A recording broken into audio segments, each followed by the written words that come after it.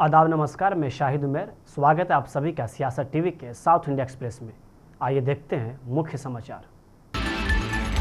तेलंगाना जागृति की नेता के कविता ने आज बीआरएस पार्टी के कार्यकारी अध्यक्ष और अपने भाई केटी रामाराव की आलोचना की, क्योंकि उन्होंने फोन टैपिंग मामले में पार्टी सुप्रीमो के चंद्रशेखर राव से एसआईटी के पूछताछ पर सवाल उठाए थे। कविता ने कहा कि रामाराव ने ऐसी बात की जैसे कि सीआर को पूछताछ के लिए बुलाना कोई अपराध हो, लेकिन कानून से कोई भी ऊपर नहीं है। रिपोर्टर से बात करते हुए उन्होंने कहा कि कल फोन टैपिंग मामले में सीआर को पूछताछ के लिए बुलाया गया था। बीआरएस के वर्किंग प्रेसिडेंट केटी रामाराव ने बहुत सी बातें कही। उन्होंने ऐसे बात की जैसे पूछताछ के लिए बुलाना कोई अपराध और बहुत बुरा काम हो। जब आप पब्लिक लाइफ में होते हैं तो कई मुद्दे होते हैं और आपको उनके नतीजों का सामना भी करना पड़ता है। केसीआर की बेटी के कविता ने कहा कि अगर नेता जांच में पारदर्शिता लाने और इसे खत्म करने के लिए जांच में सहयोग करे तो बेहतर होगा। यह देखते हुए कि इतने दिनों तक केसीआर को पूछताछ के लिए नहीं बुलाया गया, उन्होंने कहा कि बीआरएस को इस पर अंदरूनी तौर पर सोचना चाहिए कि ऐसी स्थिति क्यों पैदा हुई। उन्होंने कहा कि वह कथित दिल्ली एक्साइज पॉलिसी स्कैम से जुड़े मामले में प्रवर्तन निदेशालय यानी ईडी और सेंट्रल ब्यूरो ऑफ इन्वेस्टिगेशन यानी सीबीआई के सामने पेश हुई थी। हालांकि उन्होंने कुछ भी गलत नहीं किया था।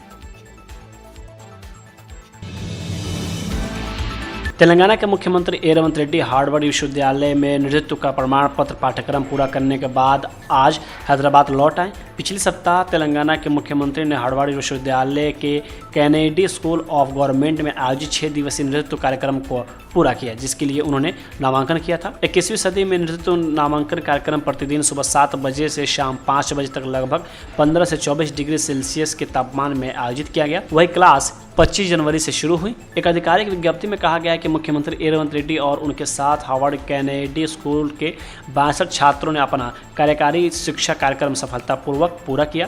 कार्यक्रम के सफल समापन के बाद छात्रों को शिक्षकों द्वारा प्रमाण पत्र दिए गए। अपने प्रवास के दौरान रेवंत रेड्डी ने प्रतिष्ठित संस्थान के शीर्ष अधिकारियों से मुलाकात की और कैनेडी स्कूल के साथ सहयोग की इच्छा व्यक्त की। उन्होंने विश्वविद्यालय में भारतीय छात्रों के एक समूह के साथ भी बातचीत की। बीआरएस के विधायक और पूर्व मंत्री टी हरीश राव आज हैदराबाद के पुलिस आयुक्त वीसी सज्जनार से सवाल किया, जब उन्होंने फोन टैपिंग मामले का जिक्र करते हुए अवैध शब्द का इस्तेमाल किया, जिसकी वर्तमान में जांच चल रही है। एक्स पर एक पोस्ट में तेलंगाना के पूर्व मंत्री ने सवाल उठाया कि जब मामला जांच का अधीन है तो फोन टैपिंग को अवैध कैसे कहा जा सकता है। एसआईटी प्रमुख की ओर से ऐसा बयान न केवल कानूनी रूप से गलत है बल्कि बेहद चिंताजनक भी है। वही राव ने आगे संविधान के अनुच्छेद 21 का हवाला देते हुए उन्होंने कहा कि संवैधानिक लोकतंत्र में यह कानून का एक स्थापित सिद्धांत है कि जब तक न्यायालय कोई फैसला नहीं सुनाता तब तक किसी भी आरोप को अपराध नहीं माना जा सकता। विकाराबाद में आज एक सड़क दुर्घटना में एक बच्चे की मौत हो गई, जबकि परिवार के 3 अन्य सदस्य घायल हो गए। विकाराबाद पुलिस के अनुसार ललिया नाम का एक व्यक्ति अपने बेटे ऋतिक के साथ बाइक पर जा रहा था, जबकि उसकी पत्नी मेघना और बेटी ऋषिका स्कूटी पर उसके पीछे पीछे आ रही थी। चारों परिंगी स्थित अपने रिश्तेदार के घर गए थे और धरूर मंडल के कोंडापुर गांव स्थित अपने घर लौट रहे थे। मणिकेश्वर मंदिर के पास रास्ते में एक लॉरी तेज रफ्तार से एक पेड़ से टकरा गई। वही पेड़ जड़ से उखड़कर ललिया, ऋतिक, मेघना और ऋषिका पर गिर पड़ा। वही विकाराबाद के एक पुलिस अधिकारी ने बताया है कि ऋतिक की मौके पर ही मौत हो गई, जबकि बाकी 3 लोग घायल हो गए। ट्रक चालक को भी मामूली चोटें आई। मामला दर्ज कर लिया गया है। कथित फोन टैपिंग मामले में तेलंगाना के बीजेपी अध्यक्ष ने केटीआर, बीआरएस और कांग्रेस पे निशाना साधा है। बीजेपी अध्यक्ष रामचंद्र राव ने कहा कि तेलंगाना में फोन टैपिंग का मामला बीआरएस और कांग्रेस का सिर्फ एक ड्रामा है। फोन टैपिंग एक गंभीर अपराध है। केसीआर और उनकी टीम ने फोन टैपिंग की, जो एक अपराध है। सरकार इसकी जांच में इतनी धीमी क्यों है? केसीआर, केटीआर और हरीश राव को अभी तक आरोपी क्यों नहीं बनाया गया? वही आगे उन्होंने ये भी कहा कि क्या जांच में कोई गंभीर कमी है। उन्होंने कांग्रेस और बीआरएस को एक होते हुए आरोप लगाया कि कांग्रेस और बीआरएस दोनों मिले हुए हैं। एक विचित्र घटना में हैदराबाद के शाहीन नगर इलाके में एक घर के बाहर से एक बकरी चोरी हो गई। खबरों के मुताबिक 2 लोग एक ऑटो में आए और घर के बाहर बंधी बकरी को चुरा ले गए। यह घटना सीसीटीवी कैमरे में कैद हो गई, जिसके बाद बालापुर पुलिस में शिकायत दर्ज कराई गई। सोशल मीडिया पर साझा किए गए एक वीडियो में संदिग्धों में से एक को ऑटो रिक्शा से उतरते हुए देखा जा सकता है। उसने 3 बकरियों को पकड़ने की कोशिश की, लेकिन असफल रहा। आखिरकार उसने एक बकरी को पकड़ा और ऑटो में बैठा लिया। मैं 11 बजे घर के सामने बकरियां बैठे हुए आके 2 जने ऑटो में बकरी को उठा के ले लेके चले आ रहे। मैं पुलिस स्टेशन भी जाया, कंप्लेंट करके आया, सुबह 11 बजे चोरी हुई। अब ऐसा कैसा भाई, कैमरों में आ गए लोग, आके पुलिस स्टेशन में कंप्लेंट दे के आए। अब बोला घर के सामने से चोरी कर रहे हैं लोग, ये कैसा है? कल के घर में घुस के चोरियां करते हो, दिन दिवाले 11 बजे उठा के लेके जा रहे हैं बकरियां। छोटे मासूम बच्चों को भी फिरने का यहाँ पर, छोटे मासूम बच्चे भी है, उन लोगों को भी गेटों में से उठा के लेके चले आते। अभी गेट के अंदर से लेके गया उन्हें बकरी, गेट के बाहर भी नहीं, गेट के बाहर आके बकरी को ले लेके चले गए। बुला के ऑटो ठहरा हुआ है पूरा, गेट ऑटो ठहरा के मेरे कैमरों में पूरा सीसीटीवी में बता रहा भाई, लोग आए 2 जने हैं, पूरा क्लियर बता रहा लोगों का। ऑटो में आ गए ना, मैं बालापुर बीएस में कंप्लेंट दे के आया भाई। अब भारत में अल्पसंख्यकों की मौजूदा स्थिति पर जमीयत उलमाए हिंद के अध्यक्ष अरशद मदनी ने कहा कि मुसलमान और हिंदू सब बराबर हैं। लाखों हिंदू अपनी दौलत और संपत्ति लेकर तुर्की, सिंगापुर, कनाडा या ब्रिटेन, जहां भी उन्हें मौका मिलता है, क्यों जा रहे हैं? ये सोचने वाली बात है। यह देश हमारा है, हम यही पैदा हुए हैं और शायद हम इसी देश में मरेंगे और दफनाए जाएंगे। मुसलमान और हिंदू सब बराबर। लाखों हिंदू अपना सरमाया और दौलत लेकर के टर्की में, सिंगापुर में, कनाडा के अंदर, बर्तानिया के अंदर, जहां जिसके लिए तवक्को थी वो देख के हो जाता है। ये सोचने की बात है। मुल्क हमारा है, यहीं पैदा हुए हैं हम, और बज़ाहिर ये है कि इसी मुल्क में मर के दफन हो जाएंगे। तो फिर क्या सूरत, क्या क्यों लोग छोड़ छोड़ करके भाग रहे हैं? ये तो उन्हें सोचना चाहिए। पाकिस्तानी कहा जाता था, बांग्लादेशियों की, अब बांग्लादेश की, बेंगलुरु में बहुत सारे लोगों को बांग्लादेशी समझ के उनको निकालने की कोशिश हो रही है। आपको लग रहा है कि सारी चीजें सरकार रोक लगानी चाहिए इन चीजों को? सरकार को रोक लगानी ही चाहिए। देखिए, हमारे मुल्क के अंदर मुसलमानों को कत्ल भी किया जाता है। हमारे मुल्क के अंदर मकानों को आग भी लगाई जाती है। हमारे ही मुल्क के अंदर देश विरोधी कहा जाता है, बुलडोजर चला दिया जाता है। कौन पागल है या कुत्ते ने काटा है उसी को अपना मुल्क छोड़कर के यहाँ आगे रहेगा? ये सोचने की बात है। कैसे रहेगा मुसलमान? ये चीज नहीं है जिसको कहा जा रहा है। चीज ये है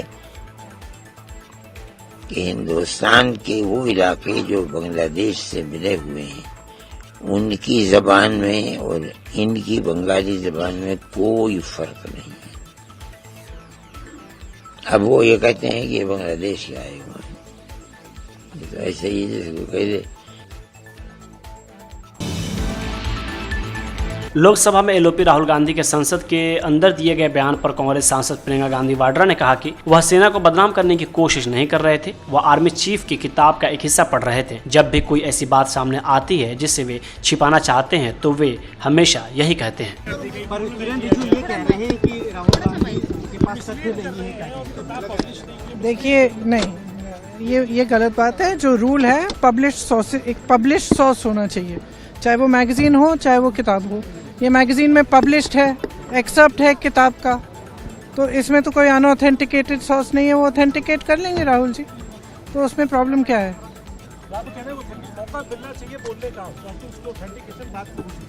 डर किस बात का है? डर किस बात का है? डर एक लाइन का है, सिर्फ एक लाइन का डर है। एक लाइन है उसमें जो जिससे प्रधानमंत्री राजनाथ सिंह जी पूरी सरकार डरी हुई है। वो लाइन में अंदर बोलूंगा, कोई नहीं रोकेगा मुझे। लेकिन राहुल जी कल उम्मीद कर रहे हैं कि बोलने दिया जाएगा आपको। राहुल जी कल उम्मीद है कि आपको बोलने दिया जाएगा सदन में? ठीक है, बाइक पीछे कर ली।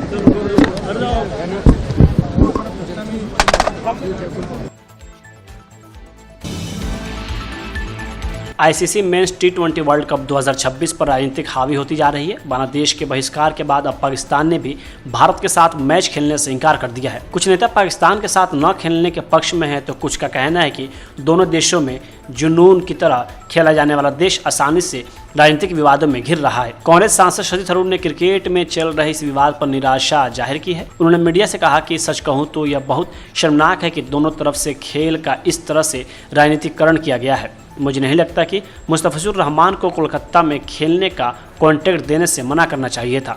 यह बहुत दुर्भाग्यपूर्ण था। पाकिस्तान क्रिकेट बोर्ड ने 1 फरवरी को ऐलान किया है कि उनकी टीम T20 वर्ल्ड कप 2026 में हिस्सा नहीं लेंगी। वो भारत के खिलाफ 15 फरवरी को होने वाले मैच का बहिष्कार किया है। वहीं पाकिस्तान ने यह ऐलान T20 वर्ल्ड कप शुरू होने से ठीक 6 दिन पहले की है। पाक के इस कदम से ICC नाखुश है। ICC ने गंभीर परिणामों की चेतावनी देते हुए PCB के फैसले पर दोबारा विचार करने को कहा है। यूनियन बजट 2026 पर केरल की स्वास्थ्य मंत्री वीना जॉर्ज ने कहा कि केंद्रीय बजट में केरल को लगातार नज़रअंदाज किया गया है। इस साल हम उम्मीद कर रहे थे केंद्रीय बजट में एम्स की घोषणा की जाएगी, लेकिन यह बहुत दुर्भाग्यपूर्ण है कि हमें एम्स नहीं मिला। कल मैंने बीजेपी के प्रदेश अध्यक्ष को यह कहते हुए सुना कि हमने ज़मीन हासिल नहीं की। यह पूरी तरह से गलत है। 150 एकड़ ज़मीन हमारे पास थी और 50 एकड़ ज़मीन अधिग्रहित की गई थी। सभी दस्तावेज केंद्र सरकार को सौंप दिए गए थे। 2024 में केंद्रीय स्वास्थ्य मंत्री ने हमें बताया था कि फाइल पहले ही वित्त मंत्रालय को उनकी सैद्धांतिक मंजूरी के लिए दे दी गई है, लेकिन हमें एम्स नहीं मिला। वहीं आगे उन्होंने सवाल उठाते हुए कहा कि केरल को हमेशा नज़रअंदाज क्यों किया जाता है, हम भी भारत का हिस्सा हैं। राम नारायण के भाई शशिकांत बघेल ने कहा कि हड़ताल इसलिए बुलाई गई क्योंकि लोकल प्राइमरी कोर्ट ने राम नारायण केस में आरोपी को जमानत पर रिहा कर दिया है। हम सरकार से अपील करते हैं कि उनकी जमानत अर्जी खारिज की जाए। लोकल प्राइमरी कोर्ट ने SC/ST एक्ट के तहत केस दर्ज करने से मना कर दिया है, जबकि वीडियो में साफ दिख रहा है कि उससे धर्म और जाति पूछने के बाद उसे पीटा गया था। इस मामले में SC/ST एक्ट लागू होना चाहिए। हमने आज ये स्ट्राइक इसलिए किए हैं कि जो यहाँ की प्राथमिक कोर्ट है उसने राम नारायण के मामले में जो आरोपी है उसको जमानत में रिहा कर दिया है, तो हम उसकी जमानत नामंजूर करने की जो है सरकार से अपील करते हैं। और इस मामले में जो है यहाँ के जो प्राथमिक कोर्ट है उसने जो है SC/ST के मामला लगाने से जो है मना कर दिया है, जो कि वीडियो में साफ देखा जा रहा है। तो उसकी धर्म और जाति पूछ करके जो है हत्या किया गया है। तो इस मामले में जो है SC/ST की धारा लगाया जाए और हमारी मामला जो है हाई कोर्ट में जो है दायर किए जाए। हम हाई कोर्ट में जो है अपील करने के लिए जो है अपनी याचिका दायर करेंगे। लोकसभा में विपक्ष के नेता राहुल गांधी के संसद के अंदर दिए गए बयान पर कांग्रेस सांसद केशव वेणुगोपाल ने कहा कि जब भी सरकार के खिलाफ कोई सवाल उठाया जाता है तो संसदीय कार्य मंत्री और सरकार वही नारा दोहराते हैं। उन्होंने एक मैगजीन में छपे एक आर्टिकल का हवाला दिया जिसमें सीमा मुद्दों से निपटने में सरकार की नाकामी को साफ तौर पर बताया गया था। फिर उन्होंने कहा कि आर्टिकल 349 के अनुसार आप इन सब बातों के बारे में बात नहीं कर सकते, आप किसी चीज का हवाला नहीं दे सकते। वहीं आगे केशव वेणुगोपाल ने कहा है कि राष्ट्रपति ने अपने भाषण में इस सरकार की राष्ट्रीय सुरक्षा उपलब्धियों के बारे में साफ तौर पर बात की। जब राहुल गांधी ये सब बातें कहते हैं तो वह देशद्रोही बन जाते हैं। वहीं उन्होंने बीजेपी पर आरोप लगाते हुए कहा कि असल में वे संसदीय नियमों को तोड़ मरोड़ रहे हैं। शिवसेना यूबीटी नेता संजय राउत ने महाराष्ट्र के उप मुख्यमंत्री अजित पवार के निधन पर कहा कि अजित दादा के साथ जो दुर्घटना हुई उस पर सवाल उठेंगे और उठने भी चाहिए। कुछ न कुछ गड़बड़ है, उनकी मौत रहस्यमय है, पर्दे के पीछे कुछ हुआ तो है। अजित दादा ने कहा था कि मैं पुराने घर में जाना चाहता हूं। उसके बाद भाजपा के लोगों ने अजित दादा को धमकाया कि अभी तक आपके सिंचाई घोटाले की फाइल बंद नहीं हुई है, जिसके जवाब में दादा ने कहा कि मेरे सिंचाई घोटाले को छोड़ दीजिए, आपकी सिंचाई घोटाले की फाइल मेरे पास है, गड़बड़ तो है। देखिए, अजीत दादाजी का जो एक्सीडेंट हुआ है उसके ऊपर सवाल तो उठेंगे और उठने भी चाहिए। अजीत दादा पवार जैसी एक लीडर, एक बड़ा नेता महाराष्ट्र का जिस प्रकार से विमान दुर्घटना में उनकी मौत हो गई और जो तथ्य सामने आ रहे हैं, मुझे लगता है उसके ऊपर सिर्फ हम जांच करेंगे, हम रिपोर्ट देंगे, नहीं, कुछ ना कुछ गड़बड़ है। और जिस प्रकार से ये आवाज, ये सवाल अजीत दादा के पार्टी से उठ रहे हैं, ये रहस्यमय है। उनकी मौत जो है वो रहस्यमय है। कुछ तो हुआ है पर्दे के पीछे। अजीत दादा ने ये कहा था कि मैं पुराने घर में जाना चाहता हूँ। फिर अजीत दादा ने कहा, उसके बाद बीजेपी के लोगों ने अजीत दादा को धमकाया कि अभी तक आपकी सिंचन घोटाले की फाइल बंद नहीं हुई है भाई। ये धमकी थी अजीत पवार। फिर अजीत पवार ने जवाब दिया, मेरी बात छोड़ दीजिए, आपके सिंचन घोटाले की फाइल मेरे पास है। उसके बाद 10 दिन बाद अजीत पवार की रहस्यमय रीत्या मौत होती है। उसका क्या अर्थ है? मुझे तो जस्टिस लोया की याद आ गई कि कुछ नया, कुछ कांड किया क्या किसी ने? गड़बड़ है।